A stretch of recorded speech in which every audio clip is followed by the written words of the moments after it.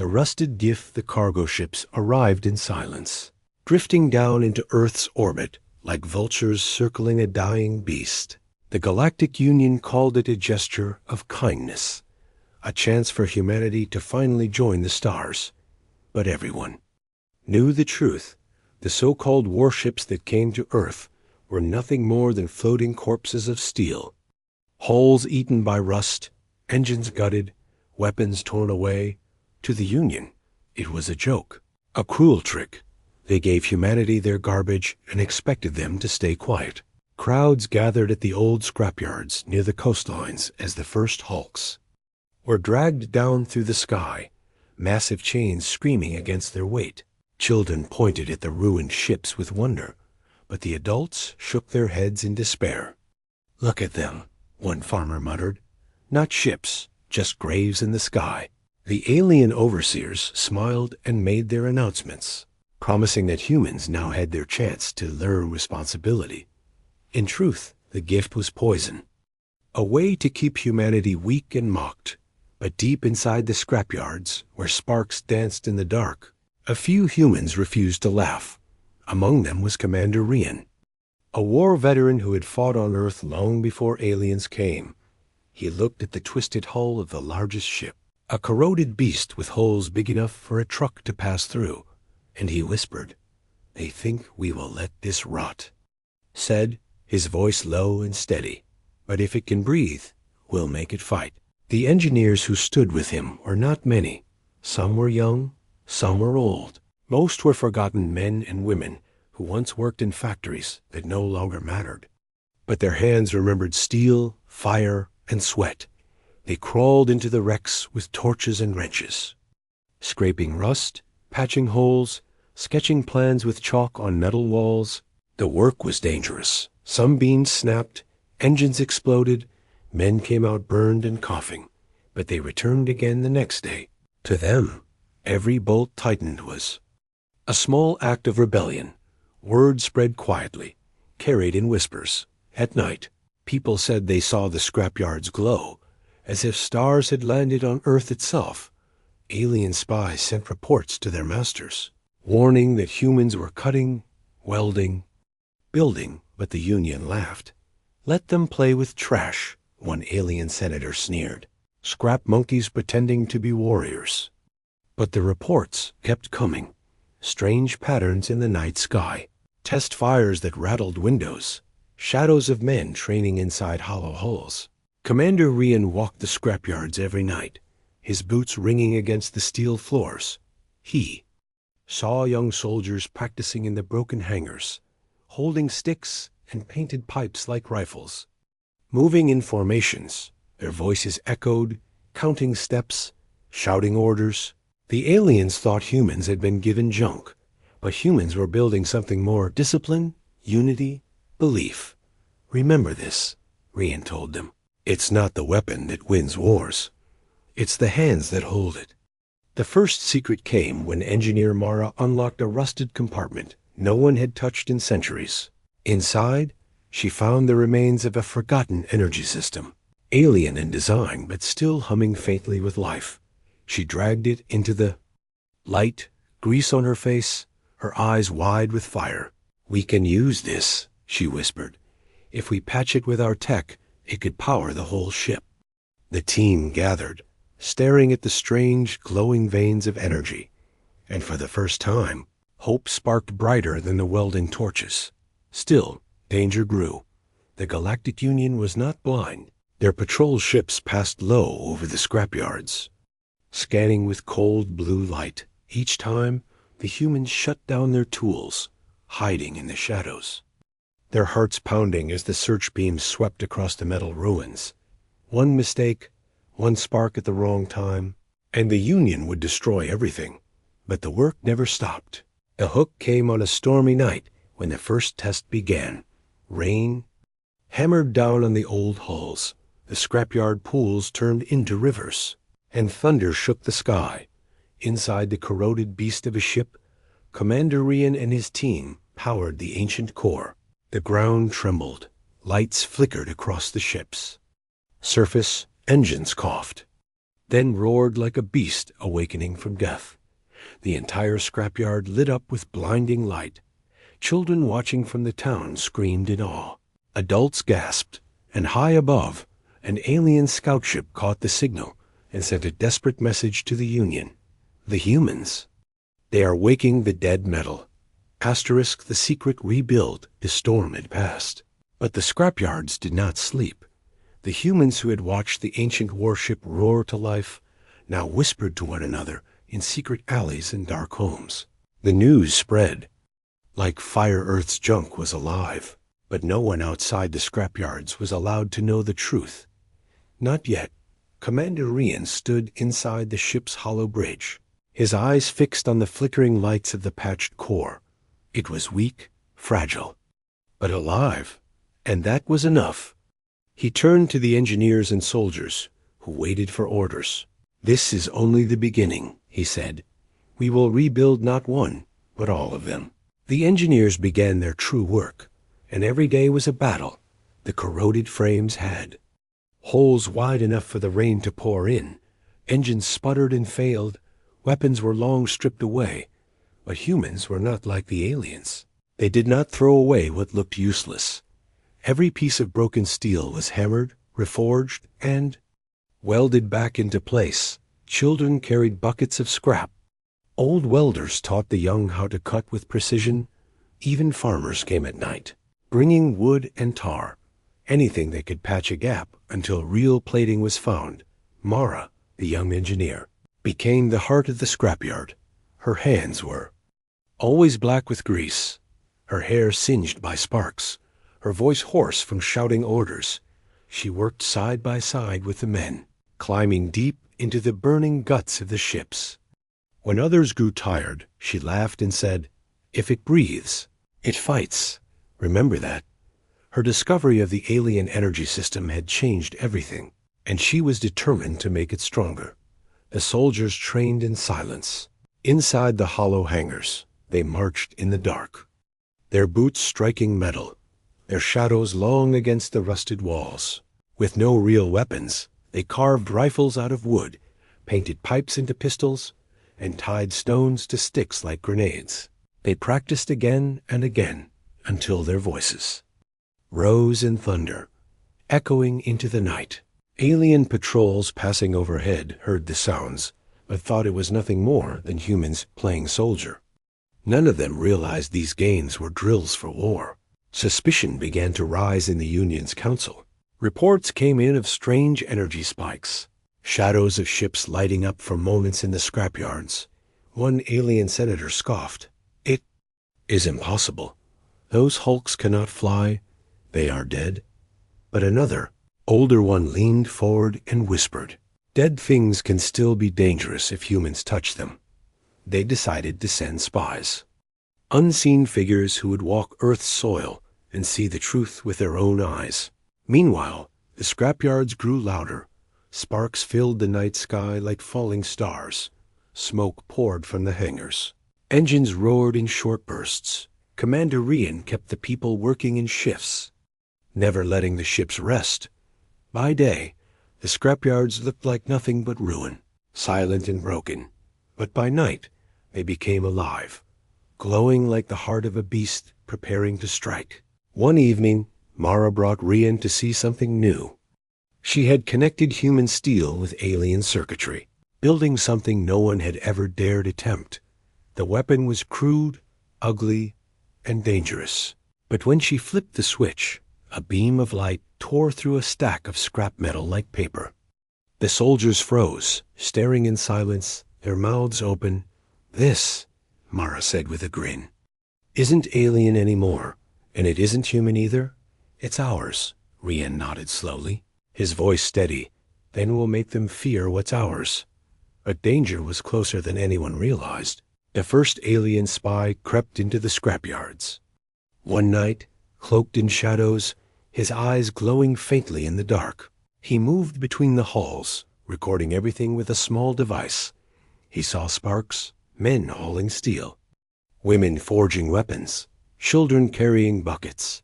He saw the giant ship, once dead, now glowing faintly as if its heart was waking again. He turned to leave, eager to report the truth, but a shadow fell across him, and Commander Rian stepped from. The darkness, his old sidearm aimed steady.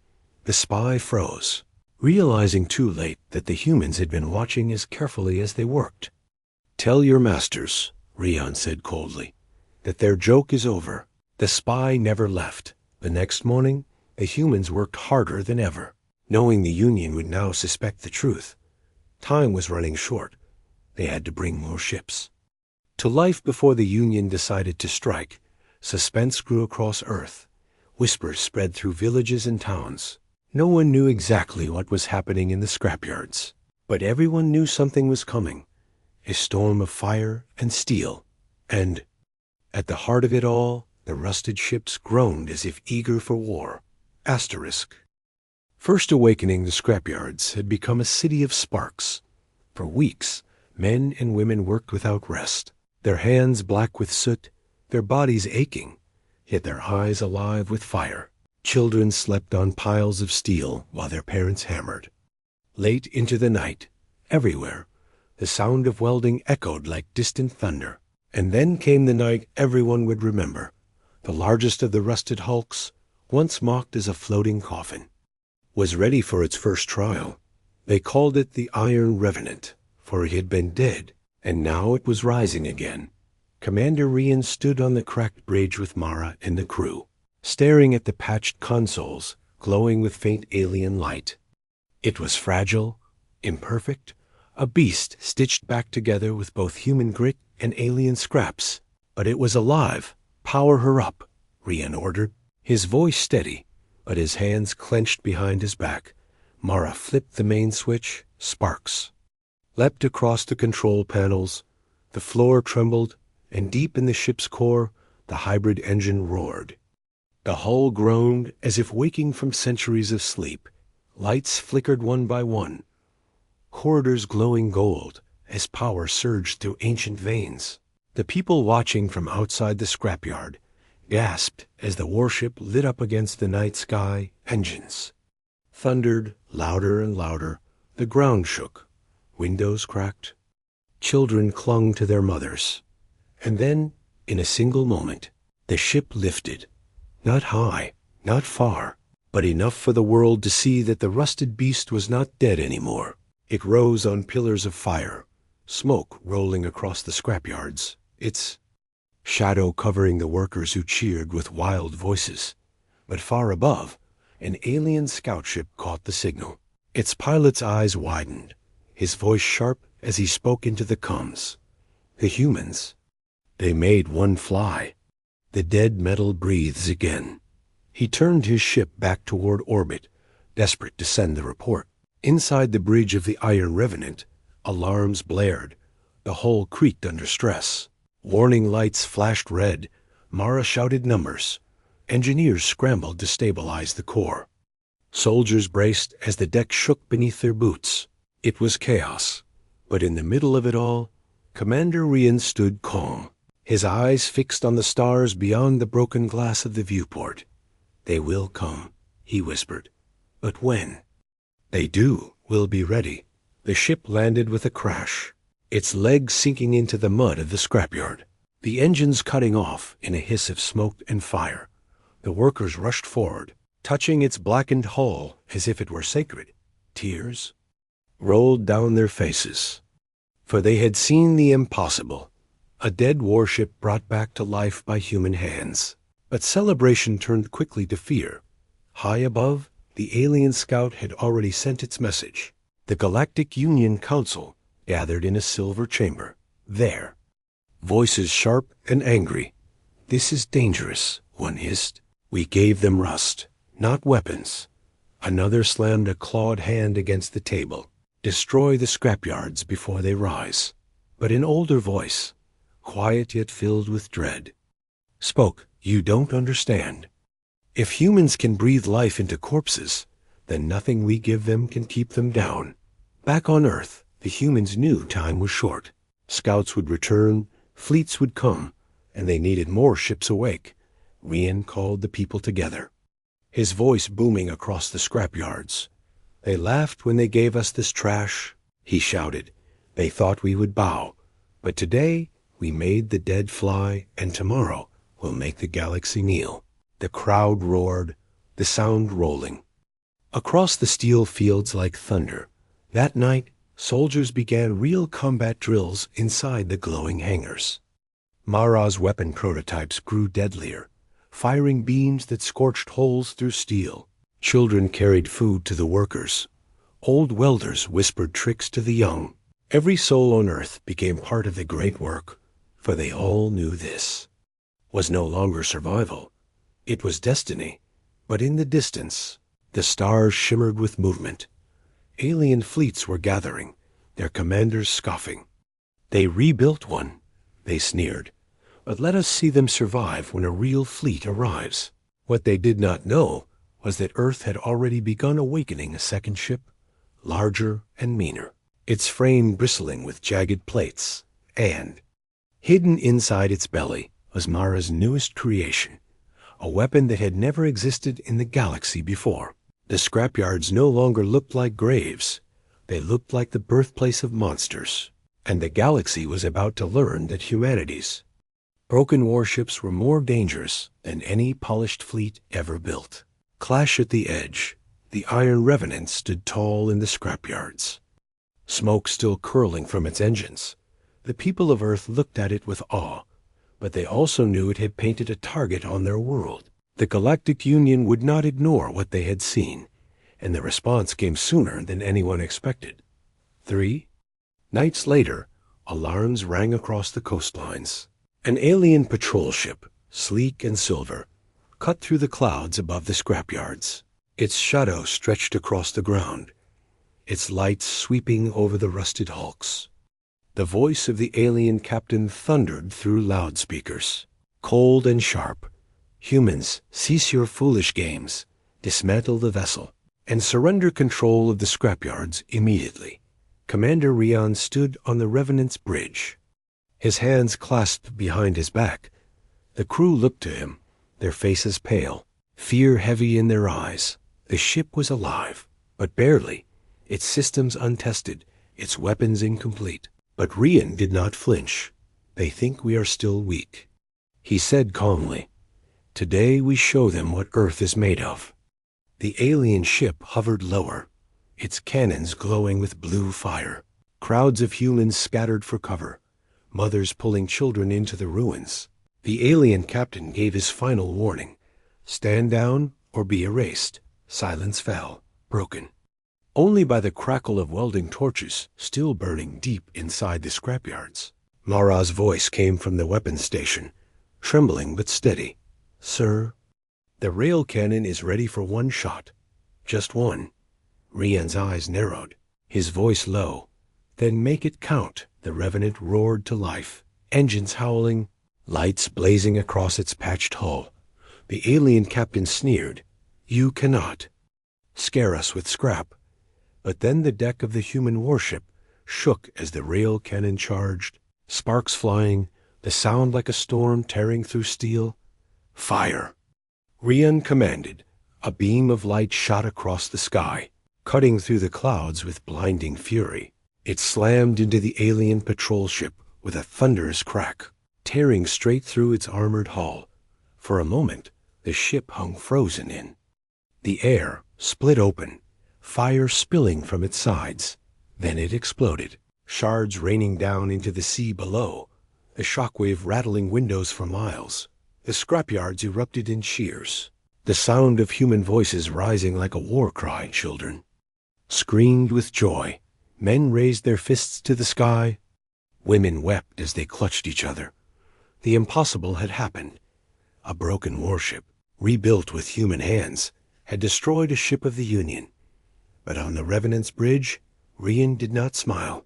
He knew this was only the beginning. He turned to Mara, who was staring at the smoking cannon, her hands shaking. Can we fire again? He asked. She shook her head. Not yet.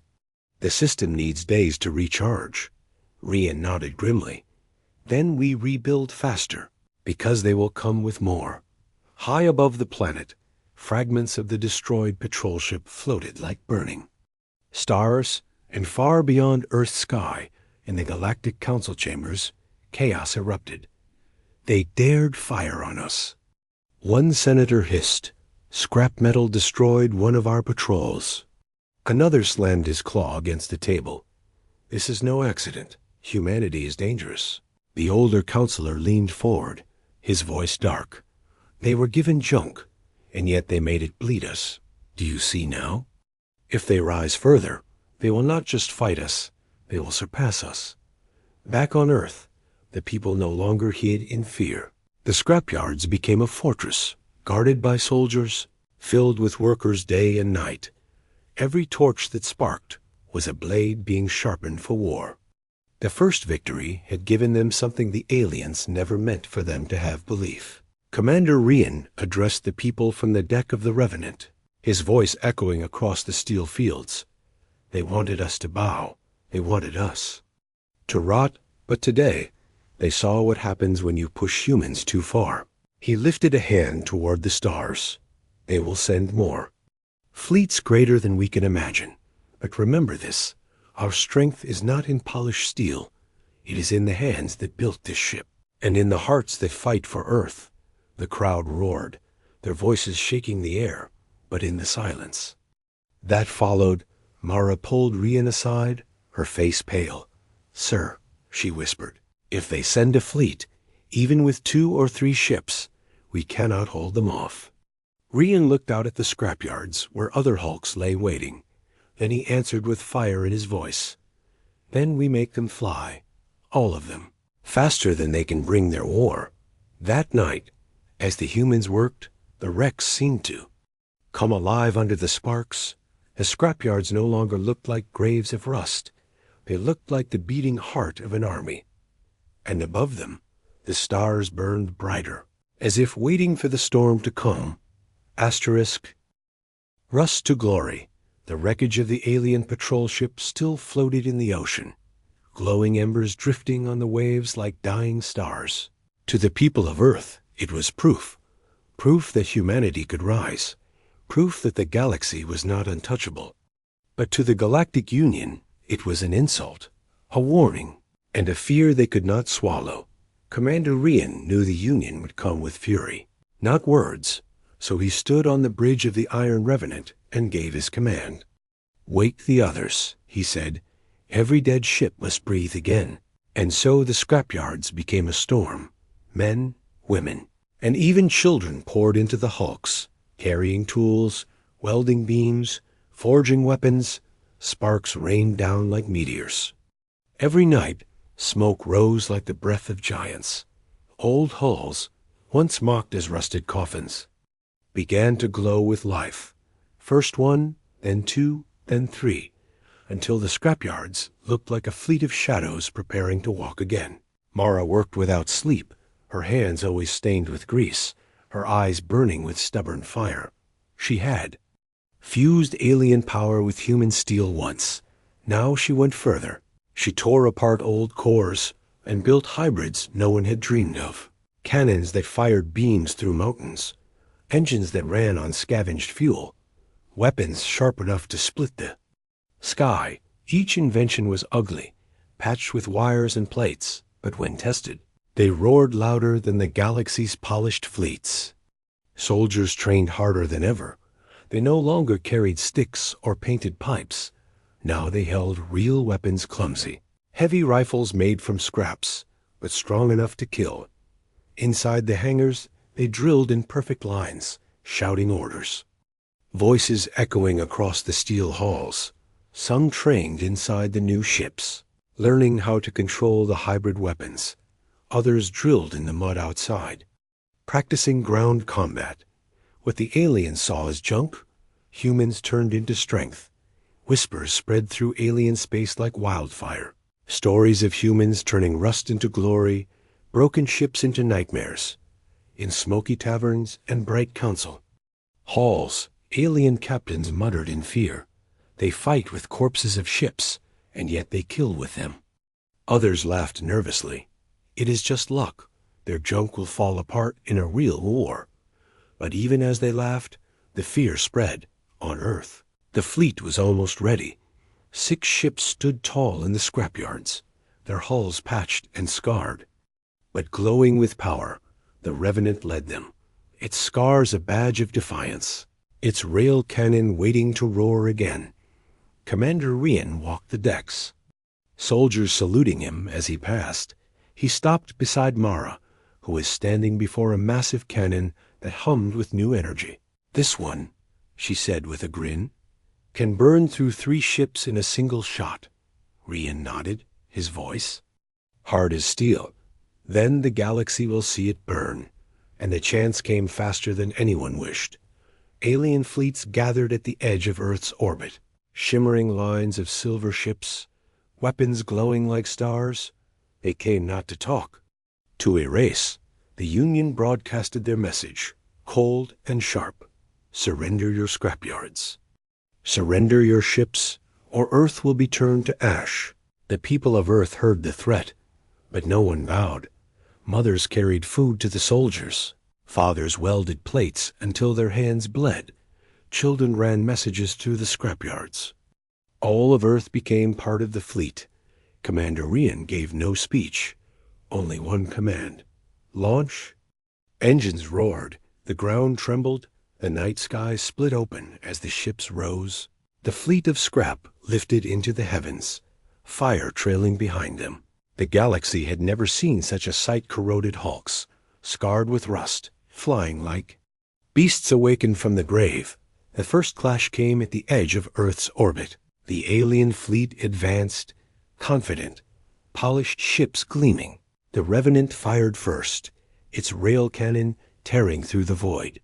The beam ripped one alien ship apart, flames spilling into the black.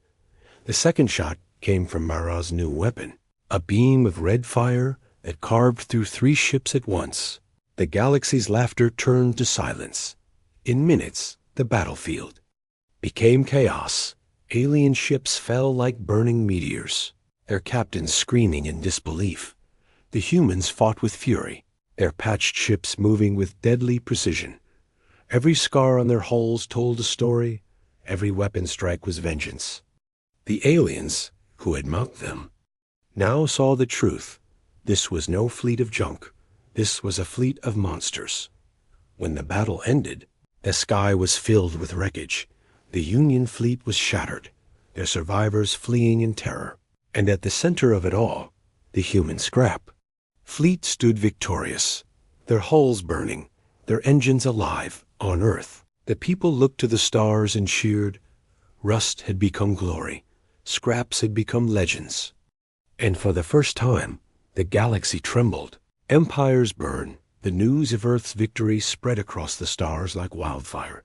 Every council chamber, every alien throne room, every military outpost whispered the same word with fear humans. The Union fleets had been polished, perfect, forged in shipyards that shone like palaces. But they had been torn apart by scrap, by rust, by ships that should never have flown. In the weeks that followed, the human fleet grew. Every scrapyard on Earth became alive with fire. Every ruined ship was dragged into the light and given a second birth. Engineers worked until their hands bled. Soldiers trained until their voices cracked. No one rested, for all knew the galaxy was gathering its armies. But humans did not prepare only to defend. They prepared to strike. Commander Rian stood on the deck of the Iron Revenant, staring at a star map glowing before him. Red markers spread across it: Union strongholds, enemy shipyards, wealthy empires that had laughed at Earth. "They mocked us," Rian said, his voice steady. "They sold us rust and thought us weak. But now they will taste their own fire." The officers around him nodded, their faces grim, their eyes sharp with hunger. The first target was a border outpost belonging to the Valen Empire, one of the loudest voices that had demanded Earth's destruction. Their ships gleamed like silver spears, their captains proud, their soldiers arrogant. But when the human fleet arrived, the sky itself seemed to shatter. The Revenant led the charge, its rail cannon roaring like thunder, slicing through the first Valen cruiser in a single strike. Mara's hybrid cannons followed, beams of red fire carving holes through enemy formations. In minutes, the proud Valen fleet was nothing but burning wreckage, their outposts swallowed. In flames across the galaxy, empire after empire tried to resist.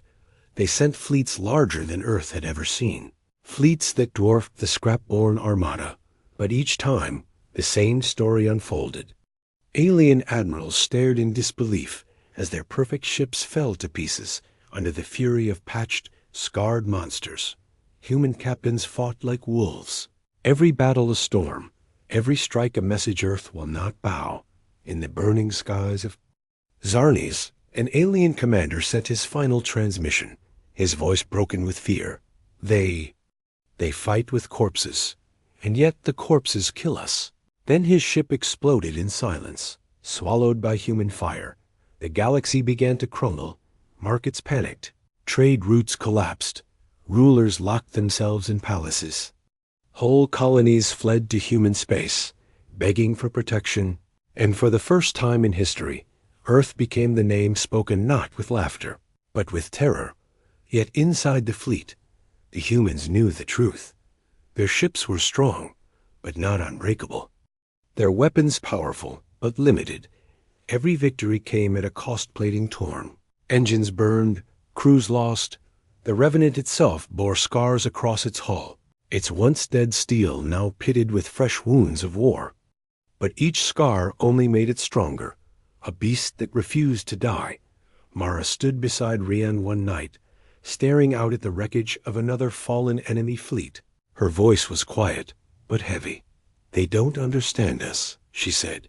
"They think power is in the steel, in the polish, in the shine. But for us, it's here." She tapped her chest, her hand over her heart. Rian nodded slowly. "That is why they will never win." The Union Council was in chaos. Senators shouted. Emperors screamed. Some demanded surrender. Others demanded genocide. One voice cut through the noise, an old counselor with eyes like stone. "You cannot kill humans with steel alone," he said, "because they are not fighting with ships. They are fighting with will, and will burns brighter than any weapon." And still, the humans pushed forward. They struck at the Valen core. Worlds, they burned through the fleets of the Zakari Dominion. They shattered the walls of the Koran strongholds. Empire after empire fell, each one kneeling before Earth's fleet of rust. The galaxy, once united in mockery, was now united. In fear, on the bridge of the Revenant, the crew gathered after yet another victory. Exhaustion lined their faces, but fire burned in their eyes. Rian stood before them, his voice carrying the weight of Earth itself. "We were sold as fools, handed trash, mocked as children playing with fire," he said. "But today, the galaxy kneels before our broken steel, and tomorrow they will kneel before humanity itself." The crew roared, their voices shaking the very walls of the ship. And far away, in the deepest halls of the Union, the rulers of the galaxy bowed their heads, for they knew the truth. Earth's rise could not be stopped. The empires burned, the stars trembled, and the humans, with their fleet of rust and scars, had become the masters of war. Asterisk. Kneeling before scrap, the galaxy was burning. Worlds that had once laughed at Earth now lay in ruins, their fleets shattered, their banners torn. The proud empires of the stars had thrown their greatest warships against humanity, and all had failed. For the ships they mocked as rusted hulks had become monsters of war, each one bearing scars like crowns. The Iron Revenant led the fleet, its hull blackened, its rail cannon glowing with the memory of countless battles. Around it flew the other awakened giant ships that had once been nothing but scrap, now reborn as legends. Wherever they appeared, silence followed, for no empire dared to face them. The Galactic Union Council, once loud with arrogance, had grown quiet. Its senators sat in their silver chamber with pale faces, their voices low, their claws trembling. Reports of defeat filled the room like ash. "The Valen Empire has fallen," one whispered. "The Koran fleets are gone. Another said, "The Zakari throne world burns." A third muttered. Fear clung to them like smoke. Finally, one voice broke the silence. The elder counselor who had warned them before. "They gave us rust, and they made it into fire. They gave us corpses, and they made them walk. If we do not kneel now, we will be erased." No one argued, because deep down they all knew it was true. And so the day came when the council called for peace, but it was not peace they offered. It was surrender, for Earth had already won. On the home world of the Union, where once alien rulers had mocked humans, the great square filled with millions. The fleets of every empire hovered above, silent, powerless, their weapons cold. At the center of it all, the human fleet descended, their scarred ships blocking out the suns. The Iron Revenant landed first, its metal legs crashing against the stone, its rail cannon aimed directly at the council hall. The people below fell to their knees in fear. The counselors stepped forward, their heads bowed, their voices trembling. "We surrender to humanity. We kneel before the fleet of Earth." Their words echoed across the galaxy, carried on every channel, every frequency. For the first time in history, the rulers of the stars bent to those they had mocked. Commander Rian stood at the top of the Revenant's ramp, his figure cast in shadow against the burning sky. He looked down at the counselors, once proud, now trembling like children. Mara stood beside him, her hands still stained with grease, her eyes sharp with fire. The soldiers of Earth lined the ramp, their armor patched, their weapons forged from scrap, but their hearts unshaken. Rian's voice thundered across the square, carried on speakers that shook the air. "You gave us rust," he said. "You gave us broken steel. You thought it would chain us. You thought it would keep us weak." He pointed toward the fleet above, their scarred hulls glowing like fire in the sky. "But we made your rust into weapons. We made your mockery into fire. And now you kneel."